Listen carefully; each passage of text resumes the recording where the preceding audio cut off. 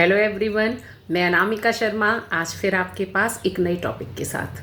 अभी मैं कुछ बुक्स पढ़ रही थी तो मैंने एक चीज़ नोटिस की, चाहे आप गीता पढ़ें, चाहे आप आचार्य चाणक्य को पढ़ें, चाहे आप किसी और गुरु को पढ़ें, अगर आप कोई पॉजिटिव बुक पढ़ते हैं या कोई धार्मिक पुस्तक पढ़ते हैं तो एक चीज़ हमेशा निकल के आती है कि समाज की सेवा करें। तो आज आचार्य चाणक्य की किताब पढ़ रही थी, उसमें इतना बढ़िया तरीके से उन्होंने समझाया था कि जो व्यक्ति है, जो जीव है ना, हर व्यक्ति को अंतिम सांस तक, जब तक उसकी सांस चल रही है, जब तक उसकी काया निरोगी है, तब तक मोक्ष प्राप्ति के लिए प्रयत्नशील रहना चाहिए। इंसान क्या करता है कि आज वो जिस आश्रम में है, जैसे मैं गृहस्थ आश्रम में हूँ तो मेरा काम है बच्चों को बड़ा करना, बच्चों को खिलाना पिलाना, पति की सेवा करना। पति का काम है घर वालों का, पत्नी का, सबका ध्यान रखना का और अर्न करना घर के लिए। तो हम उसी में रह जाते हैं और पूजा पाठ, व्रत, संकल्प, ये समाज सेवा, ये हम करेंगे जब हम सब कामों से फारिग हो जाएंगे। तो बहुत अच्छी तरह से आचार्य चाणक्य ने एक चीज़ समझाई, क्या मृत्यु का भरोसा है कि मृत्यु कब आएगी? क्या आपको पता है कि आपकी काया कब तक निरोगी रहेगी? तो व्यक्ति को ये सारी बातें पता ही नहीं होती हैं कि उसकी काया कब तक निरोगी है, मृत्यु का संदेश कब आ जाएगा, कब यमराज उसके द्वार पे खड़े होंगे।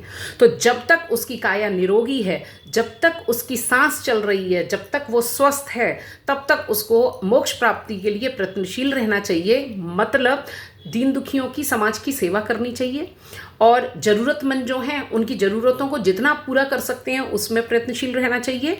और अपने जो संस्कार हैं, हमारे जो व्रत हैं, त्यौहार हैं, हमारी जो भी संस्कार हैं, हमें उनको ज़रूर फॉलो करना चाहिए। अपने बच्चों को भी वो संस्कार ज़रूर बताने चाहिए। अगर आप घर में पूजा पाठ करेंगे, जैसे देखिए पहले सत्यनारायण भगवान की कथा हर घर में होती थी। कोई भी जन्मदिन है, कोई भी एनिवर्सरी है, कोई भी शुभ काम है तो सत्यनारायण भगवान की कथा होगी। अब आप अपने इर्द गिर्द देखिए, अपवाद हो तो मैं नहीं कह सकती हूँ, लेकिन सत्यनारायण भगवान की कथा कितने दिन पहले आपने सुनी थी? कहाँ से आपके घर बुलावा आया था कि आज सत्यनारायण भगवान की कथा है, आप आइएगा?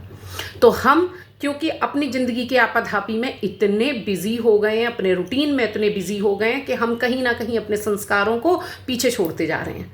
ये तो अगर कल्चर जो है मीडिया का ना हो तो नौ दुर्गे, जन्माष्टमी, ये बड़े बड़े त्यौहार भी कहीं ना लोगों को नज़र आएंगे।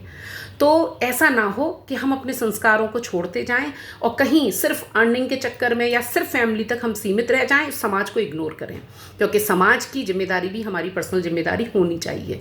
तो हमें मोक्ष प्राप्ति हमें तभी होगी, हमें सुकून तभी मिलेगा जब हम केवल अपने आप से भी ऊपर उठ के देखेंगे।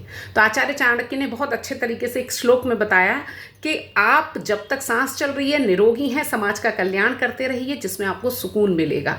और आप जिस आश्रम में हैं उस आश्रम के नियम फॉलो कीजिए। ये बिल्कुल नहीं है कि आप उस आश्रम को छोड़ देंगे, क्योंकि 24 घंटे सब व्यक्तियों के पास होते हैं, हर व्यक्ति के पास वही 24 घंटे हैं।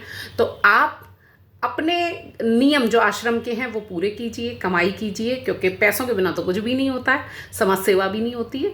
लेकिन थोड़ा समय समाज के लिए भी निकालिए, थोड़ा समय संस्कारों के लिए भी निकालिए, थोड़ा समय अपने बच्चों को अपने धर्म से, अपने संस्कारों से, अपने प्राचीन चीज़ों से जोड़ के रखिए। तो ये बहुत अच्छा मुझे दोहा लगा, बहुत अच्छी किताब की सीख लगी। चाहे आप गीता पढ़ें, चाहे किसी को भी पढ़ें, सेम बात कही गई है, तो बात में ज़रूर दम है। क्यों ना हम सब इसको फॉलो करें और कुछ अपने घर में ऐसा ज़रूर नियम बनाएं जो बच्चे हमारे सीखें, हमारे बाद उनको ये संस्कार ध्यान रहें और वो उसको फॉलो करें, तो कहीं ये लुप्त ना हो जाएं।